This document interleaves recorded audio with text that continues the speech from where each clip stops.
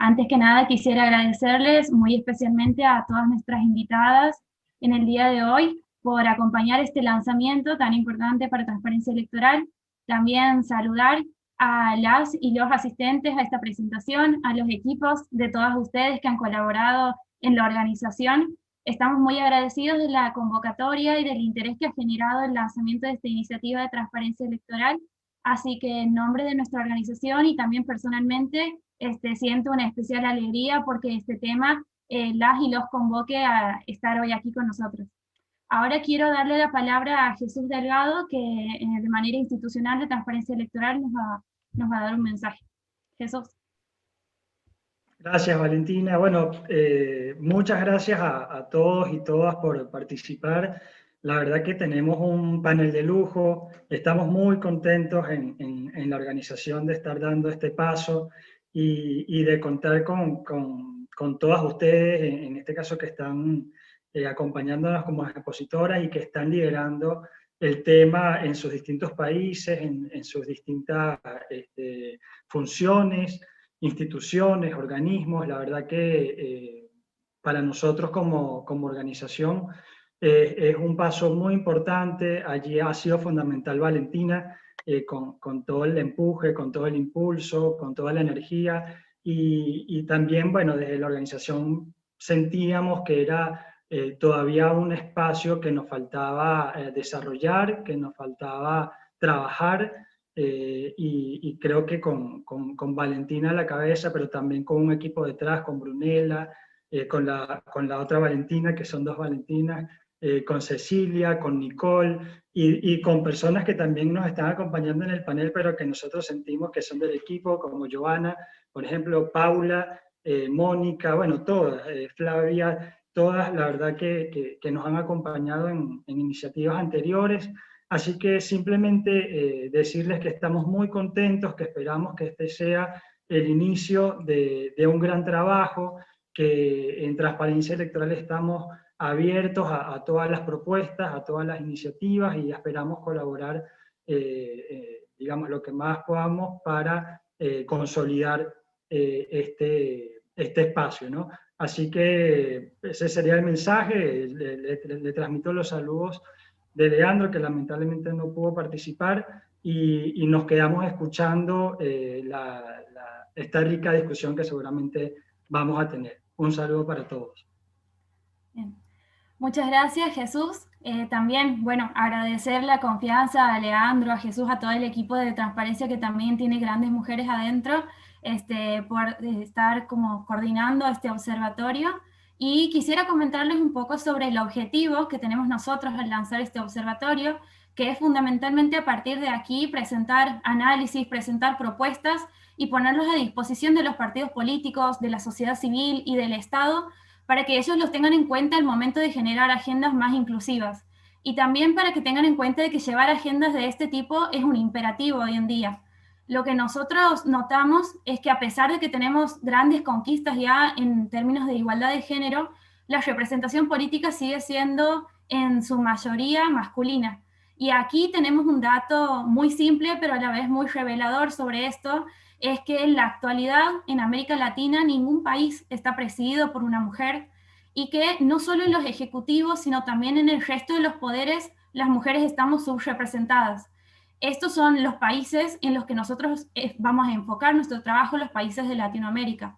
Por otra parte, también tenemos el dato de que menos del 30% de los cargos de máxima autoridad dentro de los partidos políticos están en manos de mujeres, y es aún menor la cantidad de partidos políticos que cuentan con principios de igualdad de género en sus cartas orgánicas. Similares situaciones se dan en otros ámbitos de representación que también son de representación política, como los sindicatos, los consejos de profesionales, los movimientos sociales. Es claro entonces que aún persisten desigualdades de género en nuestros países latinoamericanos, y el problema que esto representa es que esta situación limita el pleno ejercicio de los derechos políticos de las mujeres. Uno de los factores limitantes de la participación en igualdad de condiciones es la violencia machista, que es la manifestación de la discriminación hacia las mujeres en política, que se basa en las desigualdades de género.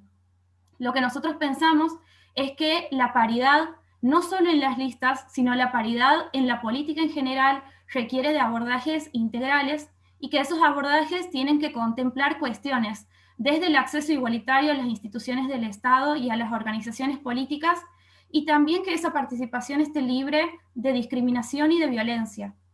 El acoso, la instigación, la intimidación, la misoginia, los micromachismos son prácticas que lamentablemente están profundamente enraizadas en nuestra cultura política y que se reproducen después en otros ámbitos institucionales y partidarios. Esa cultura desalienta claramente la participación política de las mujeres.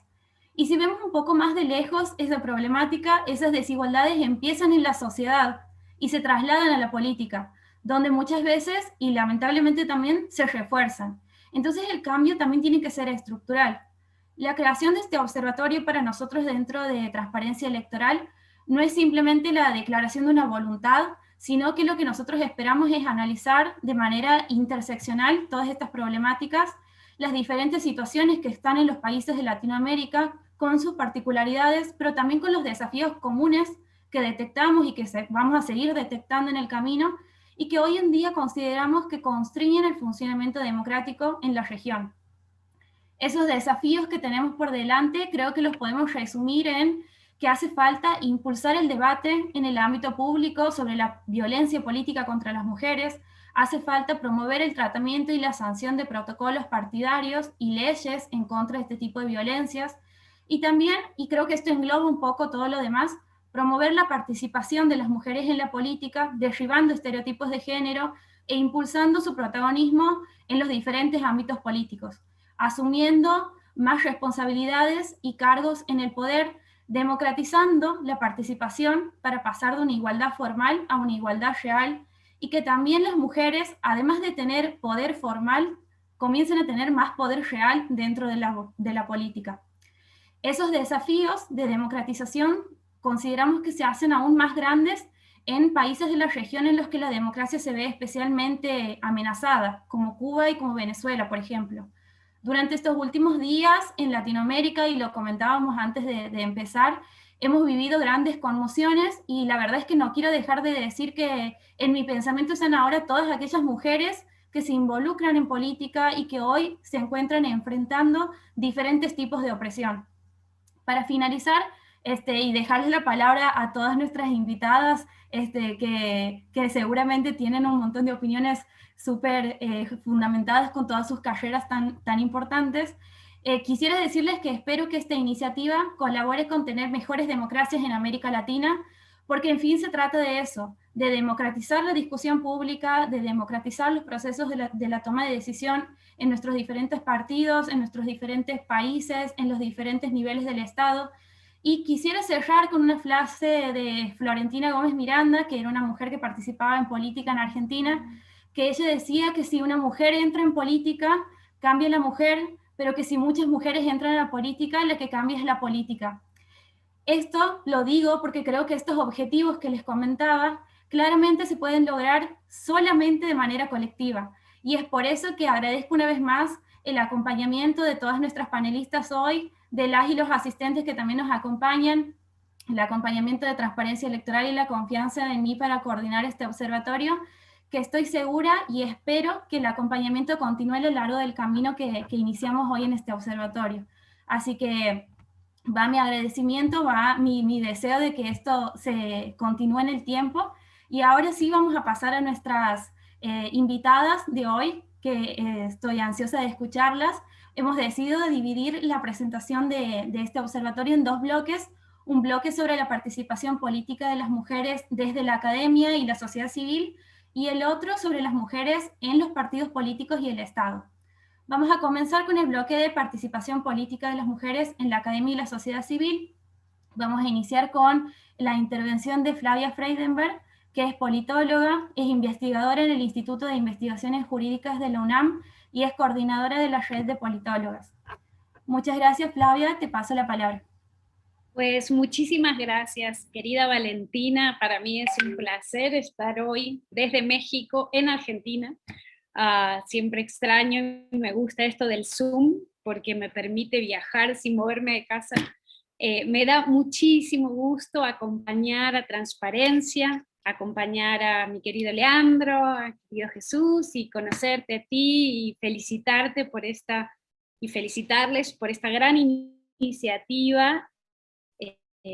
Hemos evidenciado durante todos estos años que la creación de observatorios que permitan generar investigación, apostar por redes diversas, multidisciplinares, pero también interseccionales y también interinstitucionales, que nos ayuden a conocer mejor esos obstáculos, esas resistencias y esas simulaciones que desde diferentes sectores, mayormente desde los partidos políticos, pero no solo desde los partidos políticos, encontramos en la región. América Latina en los últimos 30 años, como ya lo hemos evidenciado desde múltiples espacios, desde la academia, desde las organizaciones o organismos internacionales, desde otros organismos de la sociedad civil, ha sido un estupendo laboratorio para evidenciar el modo en que las mujeres nos hemos apropiado de nuestros derechos, nos hemos apropiado de las instituciones y hemos salido a conquistar el poder. Y bueno, hoy tenemos 10 países de la región que podemos decir que tienen algún tipo de exigencia de paridad en sus reglas de juego. Algunos, como el país en el que yo ahorita vivo, que es México, ya no solo en el registro de candidaturas, sino además el concepto que utilizamos como paridad en todo, paridad en las instituciones, paridad en las políticas públicas, paridad en las leyes, paridad en los comportamientos, que ahí tenemos un poco más de debe que haber, digamos, pero de alguna manera cada vez más América Latina es más paritaria, y esto es resultado del esfuerzo de muchas mujeres de los partidos políticos, de muchas mujeres en la sociedad civil, del movimiento amplio de mujeres, del movimiento feminista, y también de muchos hombres a los cuales yo no veo como aliados, porque vieron que les encanta decir los hombres son aliados. No, los hombres son tan responsables como nosotras en la construcción de las democracias paritarias con igualdad sustantiva que debemos crear. Entonces yo aplaudo esta iniciativa, me encanta además que sea un ejercicio de política comparada. Cuenten conmigo, con mi trabajo individual, pero también de mis equipos de investigación que están desarrollando investigación en la materia desde la Universidad Nacional Autónoma de México, ya sea desde el Observatorio de Reformas Políticas de América Latina, donde ya la semana pasada acabamos de poner en nuestro portal todas las bases de datos de acceso público, con la evaluación de las 45 reformas electorales que los 18 países de la región han hecho, y también desde el proyecto de Polis Paritaria, que también lo pueden encontrar en un portal que se llama Representación Paritaria, porque ya no solo queremos evaluar la representación descriptiva, es decir, las mujeres en los cargos, sino que ya creemos que hay que evaluar, y estamos haciendo eso, la evaluación de la representación en el ámbito simbólico y en el ámbito sustantivo de esa participación. Así que felicitaciones, me da muchísimo gusto estar hoy aquí, un viernes en la tarde de una semana un poquito triste para América Latina, con mi corazón entre Salvador y Colombia, latiendo muy fuerte y con todo el cariño y el respeto y el reconocimiento a mis compañeras de mesa y de diálogo, y como siempre mi cariño hacia Transparencia por todo el trabajo que hace por la región. Muchísimas gracias, Flavia. Es un gusto para nosotros compartir con vos también. Ahora le paso la palabra a Joana Silano.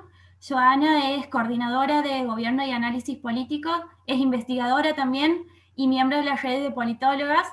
Es un gusto, bueno, he resumido bastante las biografías de todas porque son muy extensas, pero simplemente como para presentarte, Joana, muchas gracias por compartir aquí. También has compartido mucho con nosotros en Transparencia y de Mamlat, así que sos de la casa prácticamente. Te paso la palabra, Joana.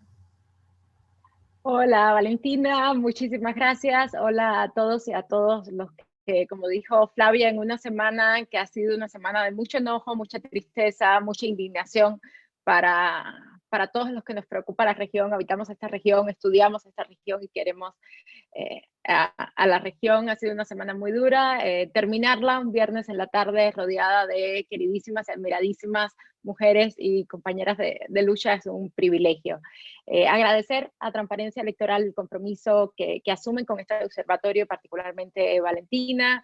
Ha sido también un camino que tuve el placer y el privilegio de compartir desde Demoanlat, a través del compromiso de que la revista fuera una revista paritaria y que los números tuvieran la misma cantidad de artículos de hombres que de mujeres.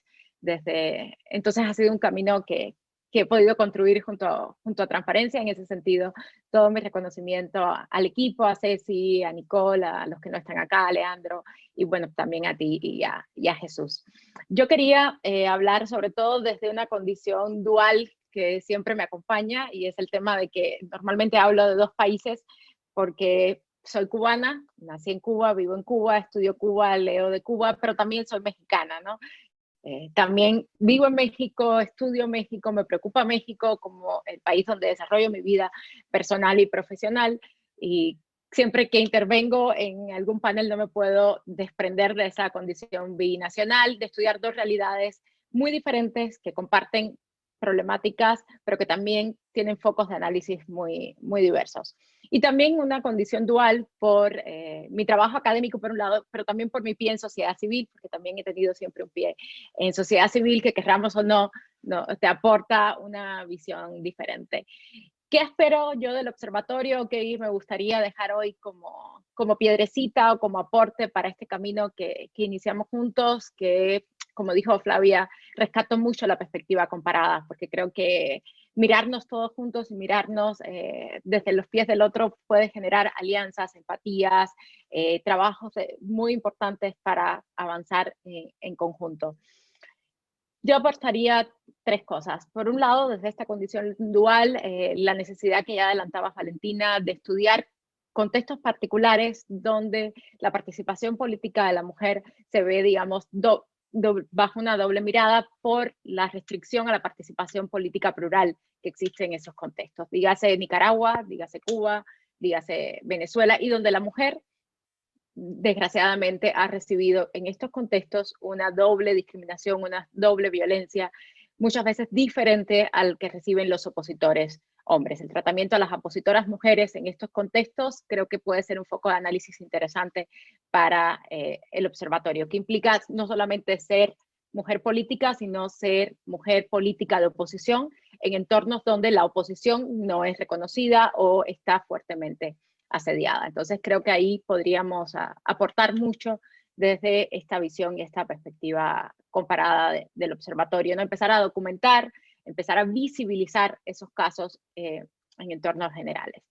Un segundo punto, justamente a lo que apuntaba Flavia, irnos a la participación sustantiva, sobre todo en entornos donde ya alcanzamos la paridad, ¿no? Aparentemente los números nos hablan de una presencia y representación de la mujer, y vuelvo a los mismos casos que estudio y que señalo acá porque son un poco diferentes a las de las demás compañeras. El caso de Nicaragua, que tiene una amplia presencia de la mujer en puestos públicos, el caso de Cuba, que están en los primeros lugares siempre en términos cuantitativos de representación de la mujer por la presencia en el Parlamento, de un Parlamento prácticamente paritario, 50-50, por la participación en ministerios de la mujer.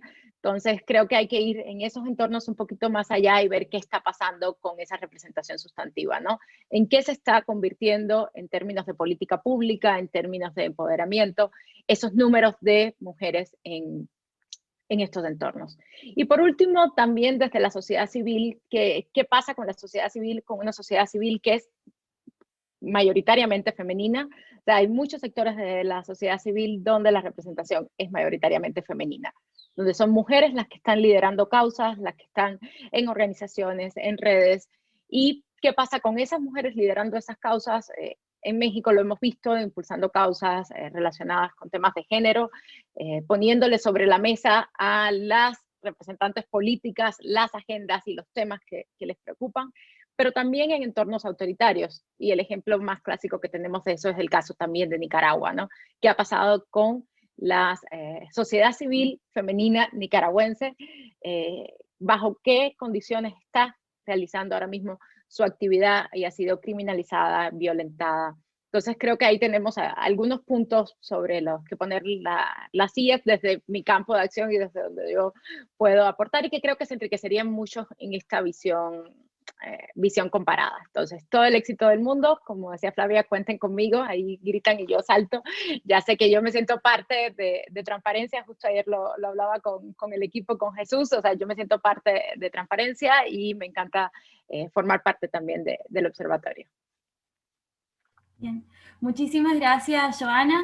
Ahí también, para agregar una forma de participación de la sociedad civil de las que vos mencionabas, me suena mucho las Damas de Blanco en Cuba, que, bueno, para los que están conectados desde Argentina, es un grupo que reivindica ciertas luchas como las Madres de Plaza de Mayo, pero que tiene sus particularidades dentro del contexto cubano, así que como también para traerlo a la discusión.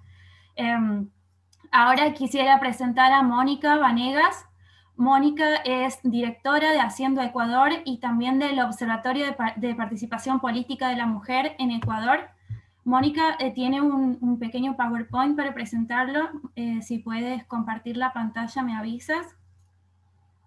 Muchas gracias, Valentina. Muchas gracias Bienvenida. a Leandro Gracias. querido y a Jesús Delgado por invitarme a ser parte de este panel de lujo. Tengo mucho que aprender de todas ustedes, les estoy escuchando con atención. Me voy a permitir presentar un pequeño PowerPoint del trabajo que realizamos en Ecuador precisamente sobre la participación política de las mujeres y enfocadas en tratar de erradicar la violencia política de género. Y no lo voy a hacer muy demorado, pero quisiera contarles de algunas experiencias. Pues sí, nosotros lanzamos el observatorio apenas el 10 de diciembre del 2019. Estos son nuestros 5 ejes de acción. Primero, monitoreamos la violencia política, no solo en redes virtuales, sino además en espacios físicos, a través de testimonios voluntarios y encuestas anónimas. Y también no únicamente monitoreamos a las mujeres políticas en contextos nacionales y locales, sino el discurso de los políticos con más visibilidad mediática y las notas de prensa de medios nacionales, porque también ahí encontramos violencia política y muchos micromachismos. En el eje 2, nosotros tenemos un programa que se llama Cómo llegaron historias de mujeres en el poder. Esto es lo que nos inspira. En el eje 3, una asesoría jurídica y política, sobre todo cuando hay que denunciar violencia política de género. En el 4, capacitación, hemos podido llegar ya a 15 de los 24 territorios en Ecuador con escuelas de formación política. Y finalmente hacemos una veeduría a las listas electorales, que en Ecuador tuvieron alguna ventaja para la democracia paritaria este año. Sin embargo, estos son nuestros resultados, por poner como ejemplo únicamente la Asamblea Nacional, en donde hemos ido fluctuando con algunas subidas y bajadas respecto a la participación política. Para ahora, el 14 de mayo que se posesiona la nueva asamblea con 137 asambleístas, 86 son hombres, 52 mujeres, apenas un 37, casi 38%, y eso que la reforma decía que las mujeres deben encabezar el 15%, pero es una reforma progresiva. En el 2023 deben encabezar en un 30% y en el 2025 en un 50%. Para resumir esto, nos hemos dado cuenta que la acción afirmativa que ayuda es que las mujeres encabecen listas, porque es la única manera de ser visibilizadas y votadas. Aquí lo que les comenté, 38% irá a la próxima asamblea. Todavía tenemos una deuda pendiente. Estamos totalmente inspiradas en lo que sucede en Chile, también lo que sucede en México, son como países de referencia que han conseguido una mayor representación de las mujeres. Y quiero comentarles, en el tema de violencia política, nosotros tenemos resultados realmente que son desastrosos. La política por lo general está con mucha violencia en las redes, hay un hartazgo, pero lamentablemente las mujeres son las que sufren peor esta situación. Hay una manera de estar en desacuerdo con un político cuando se ataca su opinión, su ideología, su accionar político, pero cuando se trata de una mujer se le ataca como persona, en su vida privada, en su vida íntima, se le acusa de no tener mérito, de llegar al cargo por relaciones con hombres influyentes o de no estar preparada por un ambiente que sigue siendo masculinizado, porque no se concibe que una mujer pueda ser débil o muy emocional en el aspecto político, por resumir de alguna manera. Pero quería comentarles aquí unos 3 ejemplos muy claros, que es lo que estamos denunciando. Por ejemplo, se trata aquí de un candidato a la presidencia que dio estos comentarios sobre la candidata a la vicepresidencia. Y nosotros aquí vemos los 4 sesgos que hemos aprendido muy bien, la metodología de Virginia García, argentina, que ustedes le conocen más que yo. Y fíjense que en este Twitter se le acusa de inmadurez, de poca experiencia, y se trata de inducir a que se le llamó a ser candidata a la vicepresidencia porque tenía una relación con un asesor del candidato a la presidencia. Esto para nosotros constituyó algo que está dentro del artículo 208 del Código de la Democracia, es un asunto de violencia política y se denunció ante el Tribunal Contencioso Electoral. Esto me da un poquito de vergüenza tener que mostrarlo, pero esto sucede en nuestro país y debe suceder en los suyos, y quiero compartirles este video de lo que sucedió. Se escucha el audio. A ver. Lo manden, nadie me lo mandó. Ahí, ahora Yo tampoco. No vi ni siquiera el video porno que circulaba. Pedí que me lo manden, nadie me lo mandó. A ver, ya le paso. Nadie me lo mandó. Varios me dijeron, ya te lo mando y no me lo mandaron, así es que desconfío. Así es que no la conozco a la señora esta. ¿Se escuchó? Ya. Brevemente, se trata de un par de periodistas que hablaban de una asambleísta con mucha visibilidad mediática, criticaban su ideología o sus decisiones políticas y eso se respeta, pero no tenían por qué adjudicarle un video porno. Perdonen que sea así, a veces con unas ponencias medio incómodas, pero creo que si no visibilizamos y decimos de frente, esto no se erradica. Y claro, finalmente quiero terminar con este videíto, que es un resumen de lo que nosotros queremos rescatar, de que la mujer política está en igual condición, talento y capacidad de gobernar el país, y que el debate debe conducirse al aspecto público, más no a los temas personales. Y con esto voy a ir cerrando. Se escucha el sonido. Disculpa, no entiendo tu pregunta. ¿Sí? Estamos hablando de las reformas legislativas y a ti te importa más qué marca de zapatos uso, si sé o no sé cocinar o por qué no he tenido hijos.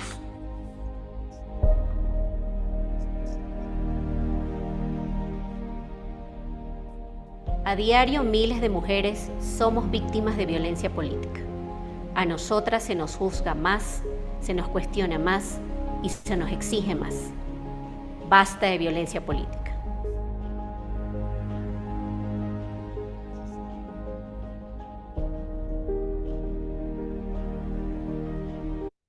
Muchísimas gracias, y finalmente contarles que en Ecuador, desde el 3 de febrero del 2020, tenemos ya la norma que conceptualiza 13 situaciones de violencia política de género en redes sociales o en espacios físicos. Y también el artículo que denuncia y sanciona. En este caso es una infracción electoral muy grave que debe ser conocida por el Tribunal Contencioso Electoral, y las sanciones son entre temas económicos, pero la sanción más grave es que puede ser destituida la persona si es que es servidor público o candidato, y además puede perder los derechos de participación política hasta por 4 años. Es una infracción electoral muy grave. Entonces, estamos como observatorio dando seguimiento. Es un año de vigencia de la norma, pero hemos tenido únicamente 4 denuncias, y claro, nos interesa que se difunda más para que las mujeres también se atrevan a denunciar, aunque estamos conscientes que más allá de la ley, esto pasa por un tema de educación y de cambiar nuestra cultura política. Eso brevemente lo que hacemos en Ecuador, y muchas gracias una vez más por hacerme parte de este panel de lujo con ustedes. Muchísimas gracias, Mónica. Un gusto tenerte con nosotros. Bueno, Se me había pasado mencionar que claramente en esta presentación nosotros hemos buscado tener representación de diferentes países de Latinoamérica. Veo que las personas que tenemos conectadas también, las y los espectadores, son de diferentes países de Latinoamérica. Eso me pone muy contenta porque significa que el objetivo de que llegue el mensaje a todos los países se va cumpliendo de a poquitito. Así que ahora me gustaría darle la palabra a nuestra siguiente expositora de hoy. Es Paula Gómez, de Brasil. Paula es doctora en Relaciones Internacionales, es investigadora y coordinadora de la CAOESTE, otra de las iniciativas que tenemos en Transparencia Electoral. Muchas gracias, Paula, por compartir con nosotros. Te doy la palabra. Hola, Valentina, muchas gracias. ¿Todas me escuchan bien? Sí, perfecto. Ok. Entonces voy a empezar. Me gustaría hablar un poco sobre el tema de la participación femenina dentro de los ODS, que son los Objetivos de Desarrollo Sostenible. Dentro del ODS hay el objetivo de garantizar la participación plena y efectiva de las mujeres y la igualdad de oportunidades para el liderazgo en todos los niveles de la toma de decisiones en la vida política, económica y pública, adoptar y fortalecer políticas sólidas y legislación aplicable para la promoción de la igualdad de género y el empoderamiento de todas las mujeres y niñas y en todos los niveles. Aún estamos avanzando en esto objetivo y saludo la iniciativa de Transparencia Electoral específicamente a cumplir con este objetivo de desarrollo sostenible dentro de su área de actuación, que es la sociedad civil organizada. Gustaría hablar un poco sobre el rol de CAOEST. Transparencia Electoral ha promovido la creación de una entidad que congrega los organismos electorales subnacionales o descentralizados del continente suramericano y que tiene como misión principalmente facilitar el diálogo y la interacción entre sus integrantes para el compartir experiencias, conocimiento e información sobre prácticas electorales, acciones y también contribuir al reconocimiento de condiciones de igualdad de género. Esto es uno de los objetivos principales de CAOEST y por eso también felicito también a Valentina y a todos que están involucrados desde Transparencia Electoral en el lanzamiento de este observatorio. Ahora hablando un poco más sobre los avances y los hallazgos que tenemos dentro de los niveles subnacionales de las elecciones.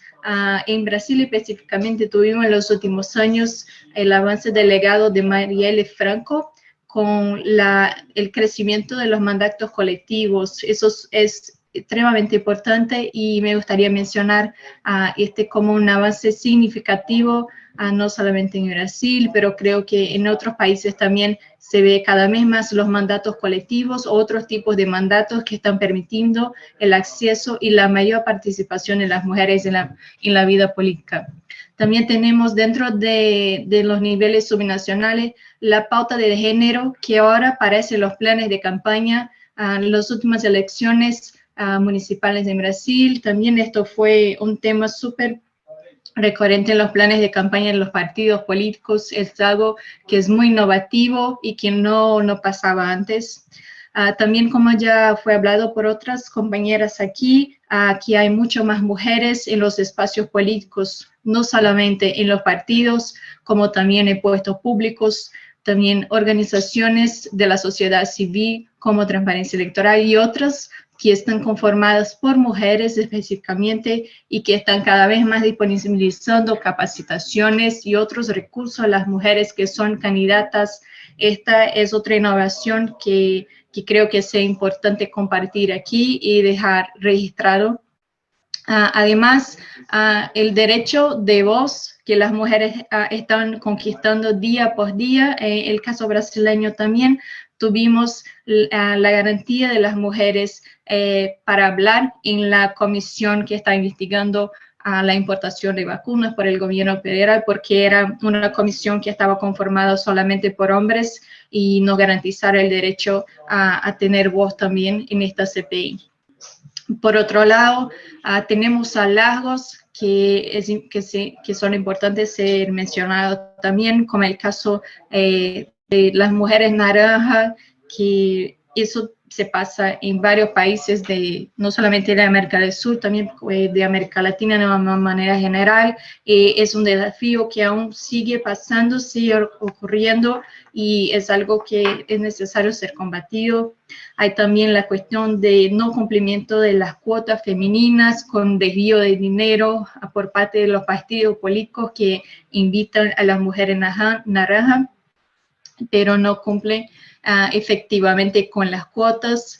En este tema de financiación, también elecciones subnacionales, también tenemos la cuestión de las mujeres que no tienen acceso a recursos suficientes para participar en las elecciones.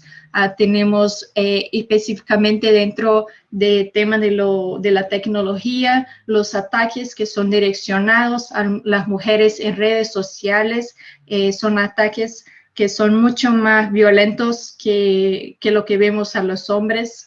Y por último, me gustaría hablar un poco de las mujeres también que se candidatan, pero que no consiguen ser electas. Entonces, el tema de la representatividad sigue siendo un largo que aún no conseguimos ultrapasar.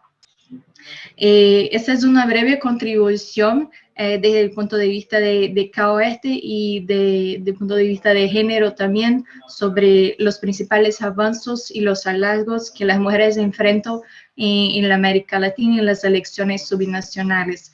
Y eso es lo que me gustaría hablar un poco con usted. Espero tener contribuido y que estas sean también pautas que podamos compartir y podamos también discutir dentro del observatorio. Muchas gracias.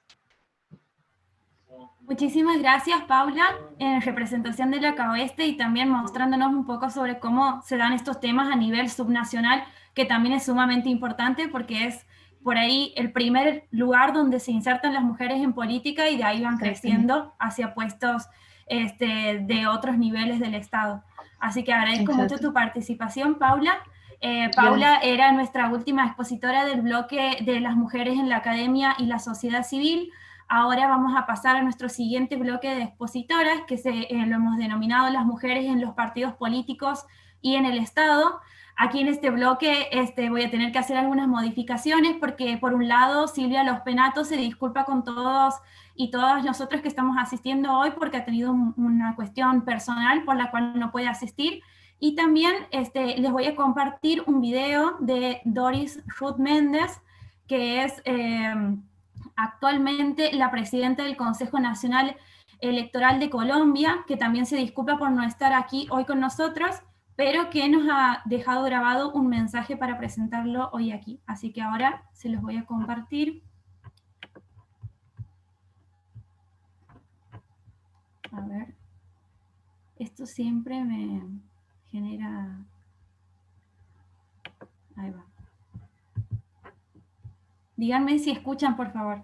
Señora presidenta, señora vicepresidenta, ningún presidente nunca ha dicho estas palabras desde este podio. Ningún presidente ha dicho esas palabras antes. Ya era hora. Así inició el presidente de Estados Unidos, Joe Biden, su discurso de los primeros 100 días de su gobierno. Es la hora en que las democracias del mundo entiendan que sus cimientos deben estar construidos sobre la base de la paridad y la inclusión como un nuevo paradigma, propulsor del desarrollo social, político y económico. Así lo está haciendo Chile, por ejemplo, construyendo un nuevo pacto social con paridad y participación de los pueblos originarios. Un cálido saludo con afecto y admiración a todos y cada uno de los presentes. Un saludo especial al doctor Leandro Querido, director ejecutivo de Transparencia Electoral, y a Valentina Cuevas, coordinadora del Observatorio de Mujeres y Política, que hoy se lanza, a quienes agradezco por la cordial invitación. Pido disculpas por no estar presente, por compromisos ineludibles, pero ante todo les doy un gran reconocimiento por esta labor destacada que están haciendo para visibilizar y analizar y hacer seguimiento a las conquistas, o retrocesos en los derechos políticos de las mujeres. Celebro con mucho entusiasmo la creación de este observatorio, porque es el tipo de herramientas que necesitamos en el Estado y la sociedad civil para obtener datos cuantitativos y cualitativos que nos permitan sustentar las acciones afirmativas a favor de las mujeres en las leyes, políticas públicas o las decisiones de los órganos electorales. A modo de ejemplo, el recientemente lanzado Observatorio Regional sobre la Democracia Paritaria y Violencia Política de la Asociación de Magistradas Electorales de las Américas, AMEA, que también presido, ha evidenciado que los países sin paridad ni cuotas tienen bajos índices de representación, porque cuando se deja que la realidad se regule sola, inevitablemente las mujeres pasan a ser minorías. Esto demuestra la eficacia de estas acciones. Necesitamos más información como esta para adoptar nuevas medidas y que exista intercambio de conocimiento entre los observatorios y entre los países. Colombia vive un momento histórico. La aprobación y próxima entrada en vigencia de un nuevo código electoral, un código con perspectiva de género, un código para el siglo XXI, hará de Colombia el primer país de América Latina donde la paridad se aplicará por primera vez al mismo tiempo que las normas que sancionan la violencia contra las mujeres en política. Al ser dos temas que deben ir de la mano, porque la evidencia comparada nos demuestra que el paso hacia la paridad viene siempre acompañado con aumento de la violencia política. Estos son los hechos que requieren seguimiento. La tarea que ahora tenemos en Colombia es pasar de la paridad de la norma a la realidad, es decir, una paridad material o de resultado, y eso se logra con los partidos políticos. Los partidos son los principales canalizadores de las ideas de la sociedad. Son el espejo de la salud de la democracia de un país. Y si queremos lograr una democracia paritaria, debemos trabajarla desde el interior de los partidos. Los partidos tienen una responsabilidad principal en este camino y la labor de los órganos electorales es de ser garantes y vigilantes de su cumplimiento. Los partidos deben asumir la voluntad política de no aplicar la paridad o la cuota solo por cumplir un requisito legal. Deben asumirlo como un principio base de su plataforma ideológica, como un pilar de su organización interna y de sus discursos políticos, como un eje vertebral de la democracia que aspiran a representar. Una vez sea concebido de esa manera, comenzarán las transformaciones internas que se traducirán en transformaciones de la sociedad y del Estado. Conformación de las estructuras partidarias con paridad y representación de otros grupos excluidos.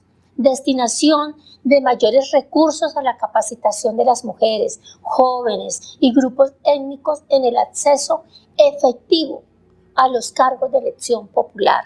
Apoyo financiero, contable y jurídico a sus campañas y propaganda electoral con formación de listas de forma pluralista e inclusiva.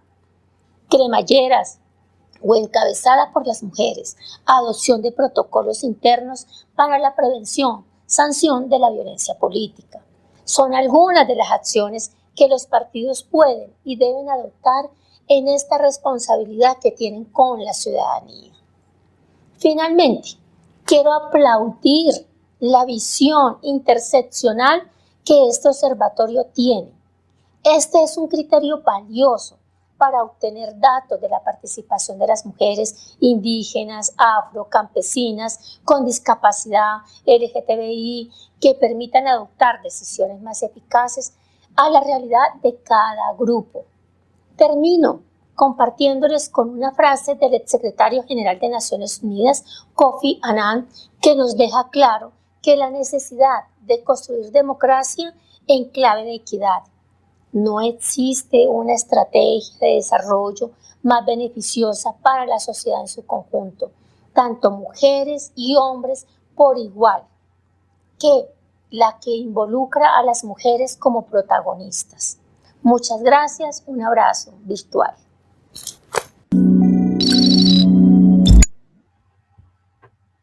Bien, ese era el mensaje que nos dejaba Doris para la presentación.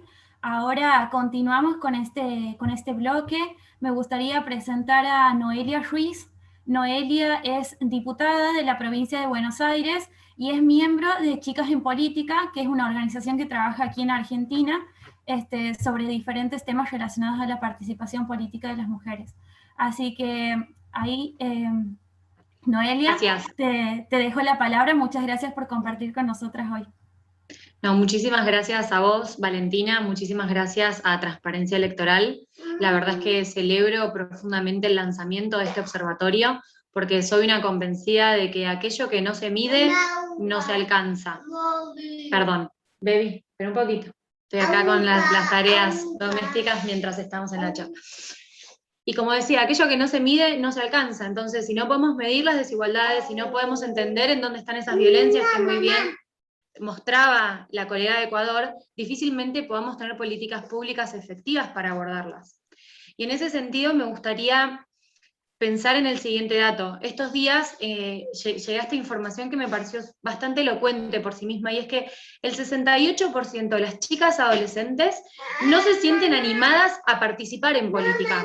Este es un dato de un estudio... Bebé, para mi amor, mira, ven a escuchar a mami, mira. Este es un dato de un estudio que hizo The Scout Girls Research Institute en Estados Unidos. Noé, si quieres esperar un momentito, le paso la palabra a otra de las chicas y después sigues vos, como vos prefieras. Capaz que mejor, pero para que no interrumpirlas, yo no tengo problema, es mi vida así, estoy acostumbrada. Como vos me digas. No, tranqui, si grita mucho y no me pueden seguir, lo hacemos, pero por ahí zafamos. Entonces, como les decía, o sea, casi el 70% de las chicas adolescentes no se sienten animadas a participar en política. ¿Y por qué pasa esto? Y bueno, por todo lo que venimos hablando, ¿no? Por la violencia política y la violencia personal a la que nos exponemos las mujeres al participar en política, muy distinto que los varones. Porque somos muy pocas las mujeres que llegamos a lugares de visibilidad o de exposición o de decisión como para convertirnos en modelos a seguir por otras chicas. Y porque desde muy chicas nos enseñan que tenemos habilidades para otras cosas y no para ser líderes, no para conducir espacios, no para estar en la política, no para ser ingenieras, no para ser astronautas, para tantas otras cosas como las carreras duras. Y eso va moldeando culturalmente nuestras posibilidades, nuestras fronteras mentales de hasta dónde podemos llegar. Entonces, me parece que este es un tema central en el que tenemos que seguir trabajando desde todos los ámbitos, como hoy lo estamos conversando, para incentivar a que más chicas quieran y puedan involucrarse en política. Espera, sí, mi amor, perdón. Sí, mi amor, sí. Bueno, sí, te lo estoy poniendo, mira, mientras hablo. Ven, un segundito. Ahí está, toma. Anda, mi bebita. Vaya para allá. Perdón. Entonces, y voy al siguiente punto, ¿no? Que también tiene que ver con lo que venimos hablando, sobre la paridad real, que yo le digo en realidad, la paridad cosmética versus la paridad real, ¿no? El poder cosmético versus el poder real. ¿Y por qué digo esto? Nosotros en Argentina fuimos punta de lanza con las leyes de cupo, ¿no? Con las cuotas. Ya en el año 91 teníamos una cuota del 30%, que vino a instalarse como un piso, pero se terminó constituyendo como un techo, porque en ningún lado, ni siquiera llegábamos a ese 30, era el 27, el 28, el 29, entonces terminó siendo un techo. En el año 2016, en la provincia de Buenos Aires, que es la que yo represento, sancionamos la ley de paridad de género. Paridad de género en la constitución de listas, esto quiere decir 50% varones, 50 mujeres, con alternancia y secuencialidad, o sea, 1 y 1, 1 y 1. Ahora, si yo les pregunto a ustedes, ¿quiénes creen que encabezan las listas? Lo van a saber, no hace falta que les dé la estadística. El 80% de esas listas fueron encabezadas por varones. Entonces, el sistema de por sí tiene una trampa, porque naturalmente van a ser más varones los que ingresen al cuerpo colegiado, y vamos a ser menos las mujeres. Entonces, esa paridad vertical, que no garantiza una paridad horizontal en términos de encabezamiento de listas, hace que el sistema siga favoreciendo a los varones. Pero aún más, porque si yo me voy a la composición hoy de la Cámara, tiene una buena composición en el sentido de que somos el 49 y pico, ¿no? Siempre somos el poquito menos, pero no importa, estamos ahí. Entonces, somos casi el 50% de la Cámara. Ahora, ¿alguna de nosotras es autoridad de bloque? La única porque es monobloque. Hay una sola mujer autoridad de bloque en la provincia de Buenos Aires porque es un monobloque, o sea, no le queda otra. Y autoridades de Cámara, de 10 autoridades de Cámara, solamente una mujer. Entonces, ¿dónde se toman las decisiones en la Cámara? ¿Quién decide qué leyes avanzan y qué leyes no avanzan? Todo eso se decide en labor parlamentaria. En labor parlamentaria están los jefes de bloque y están los vicejefes de bloque y no estamos las mujeres. Entonces, cuando yo hablo de un poder cosmético versus un poder real, hablo de estas cosas. ¿Dónde se toman las decisiones y dónde estamos las mujeres cuando se toman esas decisiones? Entonces lo que vemos es que este sistema misógino, patriarcal, que nos sigue poniendo en lugares cosméticos, estamos en la foto, estamos en la ley de paridad, estamos en las listas al 50%, pero no estamos tomando las decisiones. Incluso con un dato, como recién comentaba Paula, respecto a los niveles subnacionales, el año pasado, acá en la provincia de Buenos Aires, tuvimos 150 candidatas mujeres a intendentas entre todas las listas internas. ¿Saben cuántas intendentas tenemos de esas 150 candidatas para 135 distritos? 6. Entonces, de vuelta, vuelve a ser cosmética la participación, vuelve a ser casi declarativa, pero no sustantiva. Entonces, a mí me parece central el trabajo del observatorio, primero para visibilizar este tipo de situaciones, segundo para poner en perspectiva, porque muchos podrán decir, pero ya tenemos ley de paridad, ya está, problema resuelto, y la realidad es que no. Entonces, los datos nos ayudan a medir, nos ayudan a poner perspectiva y a tomar mejores decisiones.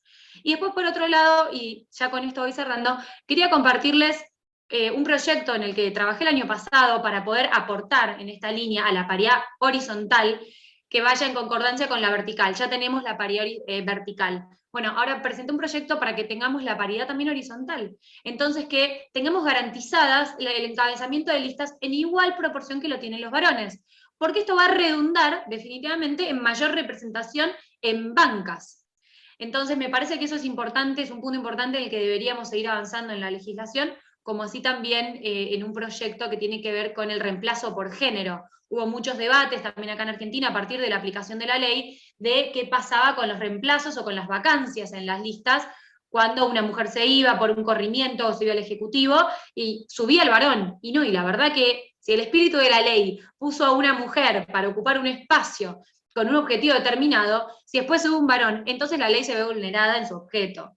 Entonces, siempre que el género que esté vacante sea reemplazado por el mismo género. Eso nos parecía que hacía justicia al espíritu de la norma. Y ahí Flavia me hace así que me alegro que coincida en la visión. Por lo pronto, y para cerrar, invitarlas a todas a que también nos comprometamos desde los lugares de visibilidad que cada una tiene, con los distintos alcances, a decirles a este 70% de chicas que creen que no hay lugar para ellas en la política, a decirles que las necesitamos, a constituirnos en voces que las convoquen a participar, a decirles que la violencia no va a cesar si no se involucran, porque hasta que no nos ponemos de pie y decimos basta, hasta acá llegaron, y hasta que no seamos más diciendo eso, probablemente lo sigan haciendo. ¿Por qué? Porque pueden, porque creen que lo tienen, que está permitido, y porque el sistema los avala. Entonces, tenemos que ocupar cada vez más espacios, tenemos que ser cada vez más las mujeres que lleguemos, y tenemos que ser quienes llegamos a algún lugar, las que le abramos la puerta a las que vienen atrás, las que las inspiremos y las que las convoquemos a participar. Así que muchísimas gracias, Transparencia Electoral, y a todas mis colegas por este espacio. Muchísimas gracias, Noelia. Ahí justo te lo decían en los comentarios, que bueno, súper clara tu exposición, tu participación, y que organizar la actividad política y la maternidad es un desafío, y que también aún hoy en el siglo XXI sigue siendo un desafío, así que te felicito. Y también veía, creo que tu foto cuando has asumido en la cámara, que estabas también con tu bebé, así que felicitaciones y muchas gracias por compartir hoy con nosotros. No, gracias a ustedes. Ahora me gustaría darle la palabra a Camila Crescimbeni. Camila también no es también, porque es diputada nacional de Argentina. Camila también ha sido presidente de la juventud de su partido político, el PRO, aquí en Argentina, y Estamos muy contentos de tenerte hoy con nosotros, has participado también en otras actividades con Transparencia Electoral, con Demo AMLAT particularmente, así que siempre es un gusto compartir. Cami, te dejo la palabra.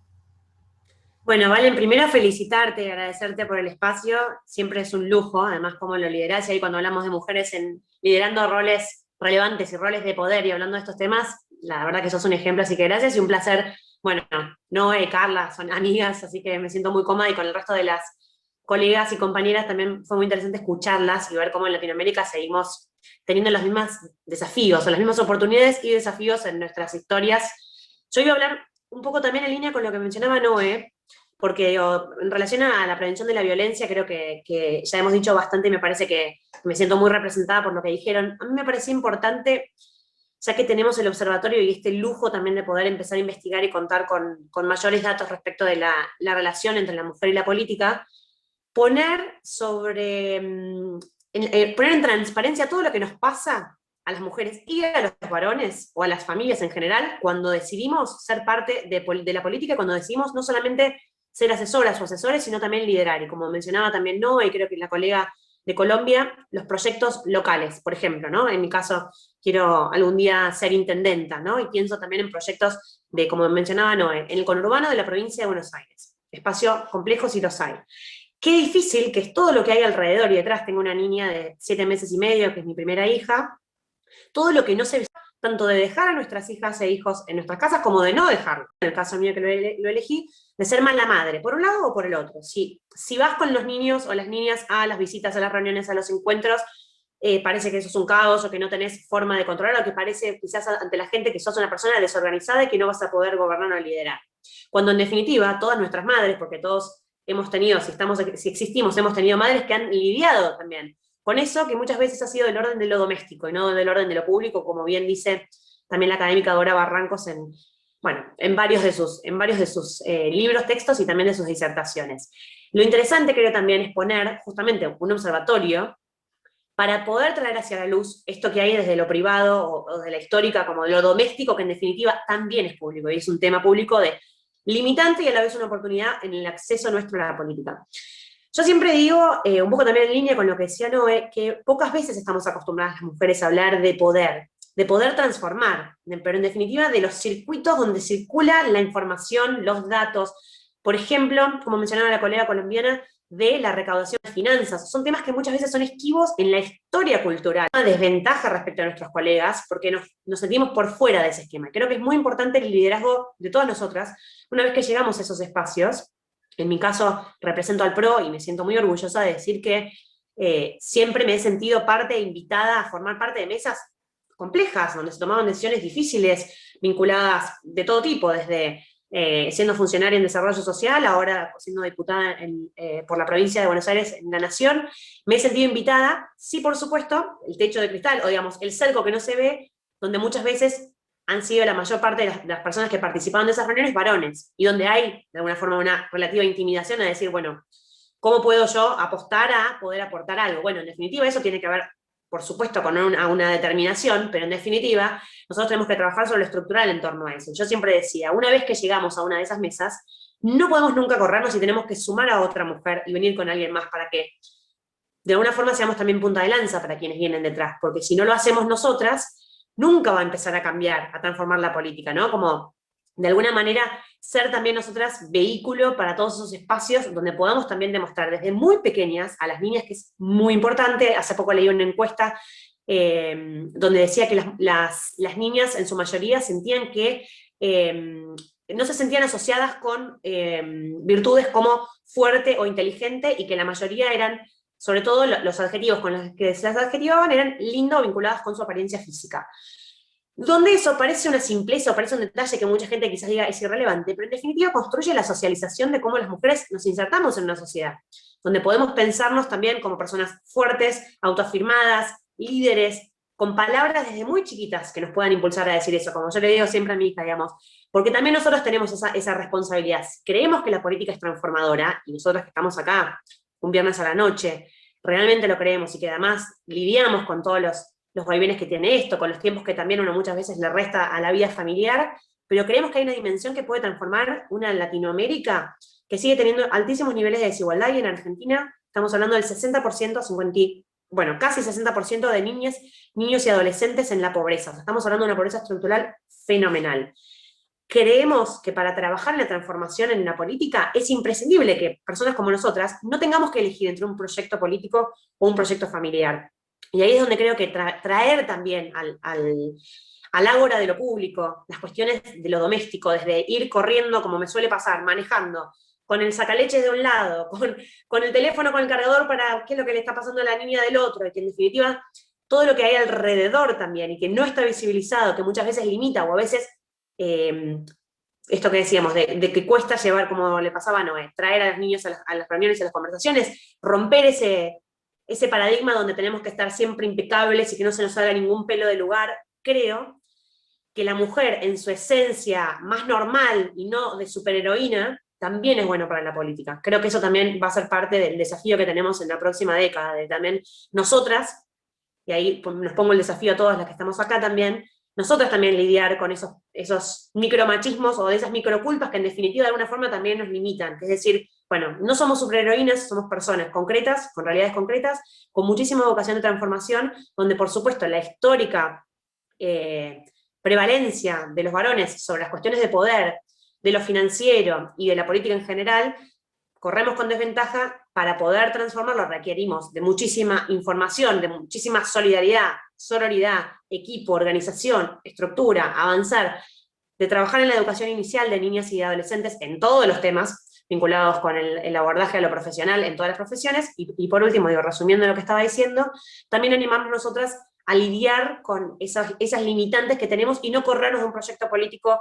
donde realmente queremos hacer algo por el hecho de decir, bueno, ¿cómo se me verá? Se me verá desorganizada, se me verá desprolija, sentirán que yo no puedo liderar esto porque tengo que resolver cuestiones domésticas, y a la par, y lo digo como un enunciado, pero es un tema muy relevante que hemos trabajado cuando fuimos gestión, es el trabajo sobre los varones, sobre las emociones de los varones, sobre las maternidades y paternidades, pero sobre todo en esta nueva masculinidad y cómo sentirse cómodo con el abordaje y el trabajo constante, no solamente en las tareas de cuidado para los varones, sino en la decisión de elegir los roles, no según el género, sino según la decisión y la libertad. Visibilizar eso y visibilizar también la importancia y la relevancia, inclusive para la política, o particularmente para la política, de poder habilitar, legitimar, validar también, no solo lo emocional, sino que lo que tiene que ver con lo vincular, para que podamos transitar mujeres y varones un camino también hacia una mejor política.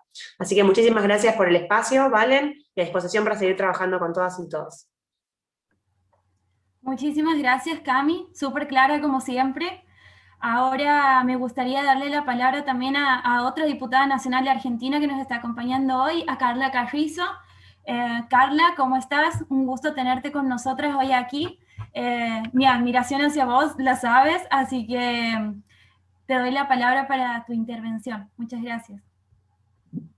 Bueno, primero, la verdad, felicitarlos a Jesús, a Leandro, Valentina, que vas a tener liderazgo de este espacio de monitoreo y de democratización, como vos dijiste, que es muy importante. Después, el placer de encontrarnos con colegas de otros países, politólogas y políticas, con Noelia y Cami, que nos vemos todos, bueno, interactuamos más o menos en la misma línea.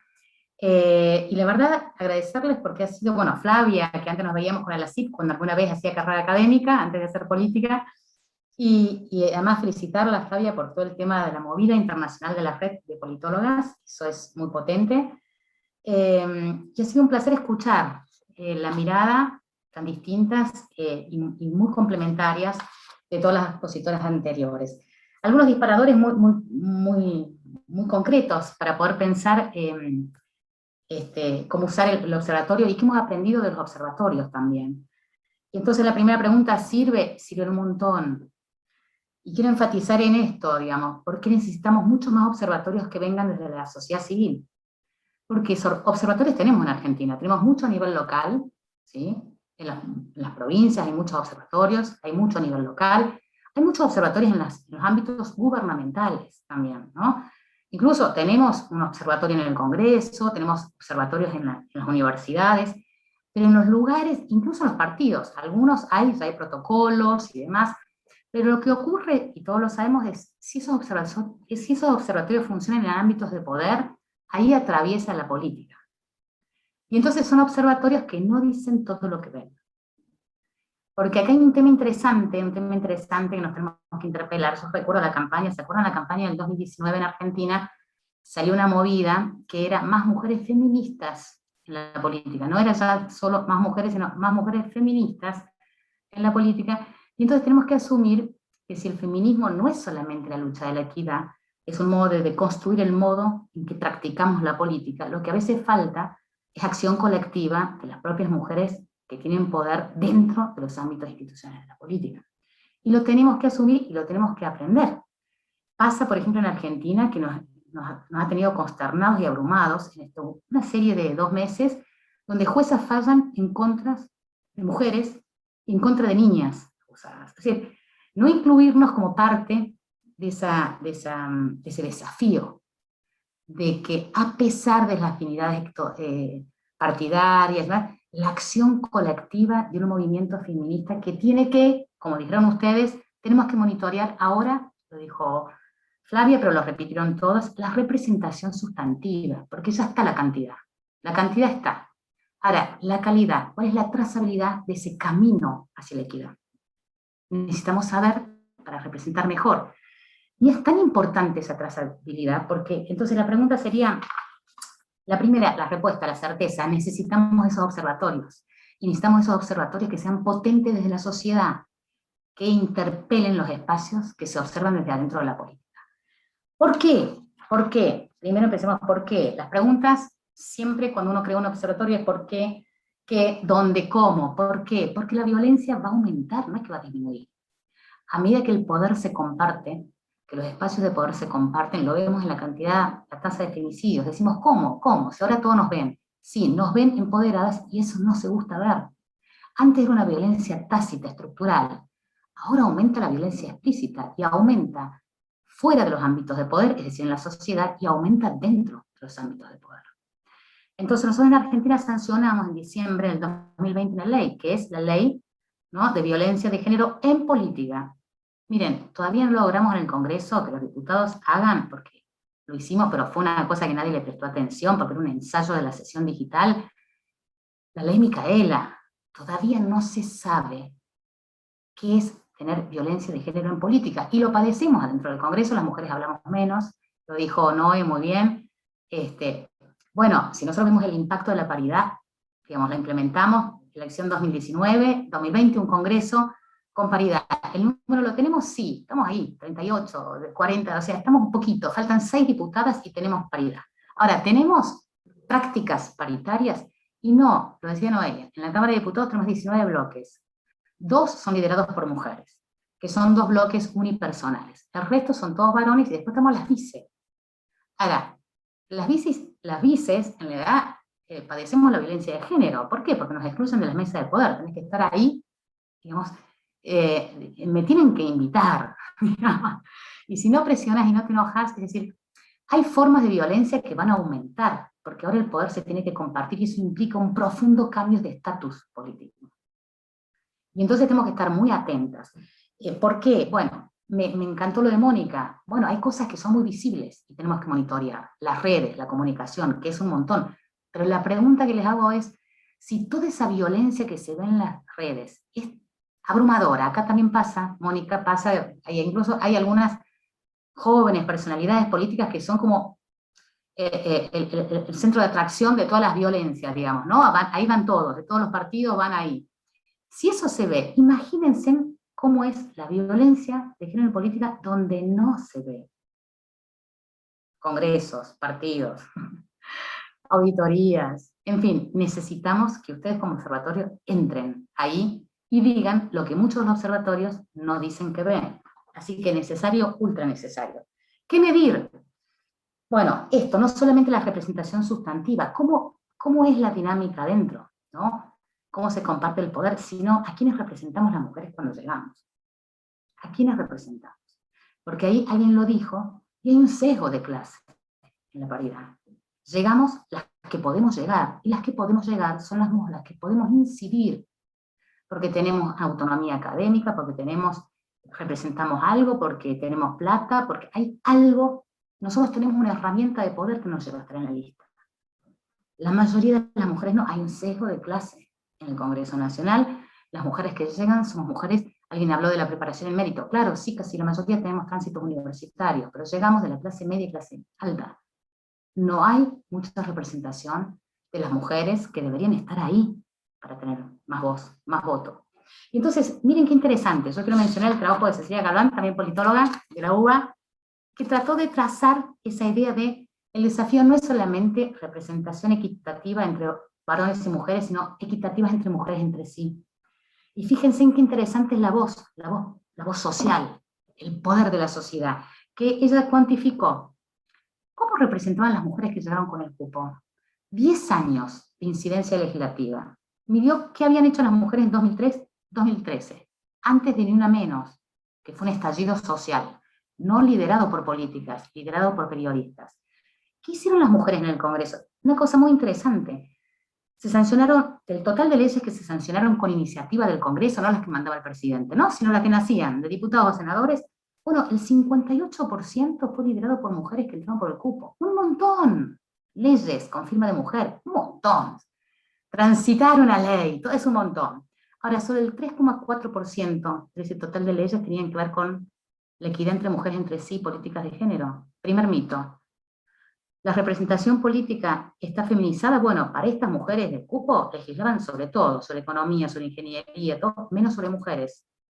La pregunta es, ¿se permiten esas leyes? No lo sabemos. La tercera pregunta es, ¿eran mujeres machistas? Tampoco lo sabemos. Debemos saberlo. ¿Qué hicimos? ¿Qué pasó después? 2013 fue la última serie. 2015 Ni Una Menos. Una manifestación masiva, espontánea, societal. Ahí no había liderazgos políticos, eran 7 periodistas. Las mujeres en Argentina aprendieron a decir primero la palabra femicidio que feminismo. Las movilizó la violencia. No había políticas para las mujeres argentinas que se movilizaron a las plazas por sí mismas. Ahora, en esos 4 años, después de la marcha, 2015-2019, ¿qué hicimos las mujeres en el Congreso? Bueno, miren qué interesante, bajamos el total de la incidencia en las leyes, es decir, no fue el 56% de leyes lideradas por nosotros, fue el 38%, pero triplicamos las leyes que tenían que ver con lo que necesitaban las mujeres argentinas entre sí, achicamos la brecha, todas políticas de género. ¿Quién nos blindó para eso? La plaza pública. La plaza pública. Entonces, es muy importante que la sociedad, con los observatorios, con el poder social, con el monitoreo de lo que se dice en el público, ingrese e incomode la política. Porque la política, como todas las organizaciones, tiene una inercia de adaptación. Y las mujeres también se caen en eso y se rompe la acción colectiva. Por eso es tan difícil. Entonces, eso me parece a mí que la trazabilidad, el camino hacia la equidad, quiénes, cómo, qué representan, cómo la serie temporal, no es la foto. La foto es una instantánea que no nos da esta idea de cómo funciona la representación sustantiva. Adentro, ¿qué hacemos? ¿A quiénes representamos? ¿A quiénes defendemos? ¿Perdemos o no legitimidad? ¿Cómo es la situación? Después, ¿dónde? Eso me pareció, ¿dónde? ¿Qué tenemos que mirar? Me pareció muy interesante lo que dijo Joana. Hay mujeres que están expuestas a una doble violencia. Los países menos democráticos o autoritarios, Cuba, Nicaragua, Venezuela, y me encantó también lo que dijo Paula. Argentina y Brasil son países federales. Bueno, hay muchos enclaves subnacionales y provincias argentinas que prácticas autoritarias son el triple. No es lo mismo ser diputada nacional, porque tenemos más visibilidad y estamos más protegidas. Donde hay menos medios, hay más oscuridad. Y entonces a mí me parecía que eso es hay que hacer una herramienta para darle visibilidad. Yo conozco muchas concejales del norte argentino. Es terrible ser concejal en pueblos que tienen cultura autoritaria. Es terrible. Ahí tenemos que mirar, porque ahí no hay tweet. El tweet no sirve. Hay una opacidad afuera y adentro. Y es terrible el nivel de violencia dentro de la política. Así que me parece que eso sería un mapa prioritario. Me encantó eso. Bueno, ¿cómo medir? ¿Cómo? ¿Y dónde? Seguir, no solamente a nivel subnacional, hacer un universo específico para las mujeres, o las mujeres en política que tienen esta doble forma de violencia, el contexto y el lugar y el cargo. Pero además, ampliar, ¿dónde? La justicia está bastante monitoreada en la Argentina, ¿no? O sea, tenemos cuantificación, y pero hay organismos de los que no sabemos nada. Menciona la Auditoría General de la Nación, principal organismo, son 6 contra 1, no solamente que no hay ni cupo, tienen control de los fondos públicos del país. Hay lugares muy invisibilizados que tienen mucho poder político. No llegó ni la ley de paridad. Queremos presentar un proyecto, ahí la paridad como norma no llegó, ni hablemos de lo sustantivo. Entonces, hay muchos enclaves con muchísimo poder político que por ahí tienen poca visibilidad y que necesitamos muchísima equidad. Así que, ¿dónde? Todos esos lugares, que a veces no son tan instalados, bueno, los sindicatos, el Poder Judicial, bueno, en Argentina el tema se ha expandido en el sentido de que hablamos mujer y deporte, mujer y mutuales, mujer y cooperativas. En ese sentido hemos tenido expansión, pero no sé si todavía tenemos representación y mucho menos monitoreo de esa evolución. Pero hay lugares que son absolutamente invisibilizados y que a veces pareciera que no cuentan, y son importantísimos. Entonces me parece que ser ahí, tener una... Y después, ¿cómo? La última, y con esto cierro, ¿cómo medir? ¿Cómo medir? Siempre el principal problema de todos los politólogos, ¿cómo operacionalizamos esa palabra que nos paraliza? ¿Cómo mido? ¿Qué indicadores? Y demás. Me parece que el tema de lo público, las redes, la comunicación es fundamental, y eso también hay que hacerlo adentro de los congresos. No es solamente monitorear lo que los diputados, o los legisladores, o los políticos dicen en las redes, sino lo que se dice adentro de los recintos, porque la palabra es el primer recurso de poder. Y una palabra, hay mucho bullying con las palabras, es terrible, adentro del lugar de poder. Eso me parece muy importante porque a veces creemos que la violencia ocurre donde creemos que no debería ocurrir. Y entonces monitorear, porque si se ve, se penaliza, si se penaliza, se cambia un comportamiento. Y después, finalmente con esto cierro, volvamos a mirar a nosotras mismas. Quería decir una cosa muy interesante, digamos, pero que esto de que el feminismo tiene que ser un cambio de práctica en el modo en que construimos un poco y vivimos la política. Porque lo que se va a penalizar más todavía, y lo dijo acá Noelia o alguien más lo dijo, las mujeres han aceptado que tengamos paridad y que compartamos las bancas y demás, les cuesta mucho entregar el poder, pero sobre todo penalizan quien quiere ser líder. Uno puede acompañar y está divino. Ahora, cuando pasamos del acompañamiento al liderazgo, ahí ya estamos en un problema. Y me parece que tendríamos que monitorear el tema de los liderazgos femeninos, acompañarlos, cuidarlos, porque ahí hay mucho bullying, digamos, y ese bullying, vuelvo a decir, está hecho, digamos, en distintos partidos, varían los partidos, obviamente, porque cada partido tiene tradiciones distintas. Hablo societalmente, cada partido, bueno, los partidos que han tenido líderes por ahí tienen menos ese problema, porque ya lo pasaron, lo experimentaron, son tradiciones distintas, pero en general hablo de lo macro, de lo social. Se penaliza mucho el liderazgo de las mujeres. Mientras acompañan, está como bien dentro de todo, pero el liderazgo es una cuestión que concentra muchísima violencia. Entonces, me parece que hay una agenda muy sustantiva, anoté muchísimo, me encantó escucharlas, y por supuesto, lo que dice Camila, los costos que implica para las mujeres hacer política, y no es una cuestión de victimización, pero la verdad que siempre digo, las mujeres, cuando se habla de las mujeres en política, generalmente el comentario es una linda experiencia, tener una banca es una linda experiencia de vida, no, es como que no hay derecho a una carrera política, ¿no? Uno transita por el Congreso, transita por la legislatura, te toca una banca, ¿no? Bueno, hay derecho a una carrera política. Entonces, que observar eso, las trayectorias, hasta llegar al liderazgo, y creo que son todas formas de violencia distintas en cada etapa. Un placer enorme escucharlas, y les deseo lo mejor, porque la verdad, Valentina, Leandro y Lucas, los felicito, los necesitamos. Gracias. Muchísimas gracias, Carla. Gracias a todas nuestras panelistas del día de hoy. Las admiro mucho a todas, y también me llevo muchísimas notas de todo lo que han ido comentando a lo largo de sus intervenciones. Espero que nos sigan acompañando en las diferentes iniciativas que vamos a ir llevando a cabo desde el Observatorio de Mujeres y Política de Transparencia Electoral. Los invito a todos también a seguirnos en las redes sociales, donde vamos a estar publicando todas las diferentes iniciativas, los productos que vayamos sacando, los informes y también diferentes productos que vamos a ir produciendo a lo largo del año y también diferentes iniciativas justamente para esto, para acompañar el liderazgo de mujeres que quieren ser líderes en la política, para acompañar a las mujeres que quieren hacer análisis desde la ciencia política también de qué es lo que pasa y cuáles son las propuestas que nosotros podemos llevar tanto a los partidos políticos como al Estado para que estas situaciones de desigualdad, de violencia y que refuerzan estereotipos se dejen de dar en algún momento en América Latina, y también teniendo el especial énfasis que nosotros hemos querido darle a este observatorio, que es una visión interseccional en la que podamos contemplar justamente todas estas situaciones, teniendo en cuenta de que hablamos de los países de Latinoamérica, ver la situación de las mujeres indígenas, de las mujeres pobres, de las mujeres al interior de los países, no solo en las capitales y en las grandes ciudades, así que eso también nos resulta muy importante. Les agradezco a todas las panelistas del día de hoy por acompañarnos. Les agradezco también a todos y todas las personas que han estado asistiendo a esta presentación. Estamos muy contentos por la convocatoria y también porque nos damos cuenta de que es un tema que les interesa y del que podemos seguir construyendo muchísimo más. Y también especialmente por dedicarle una tarde de viernes a un Zoom más, que todos estamos bastante cansados.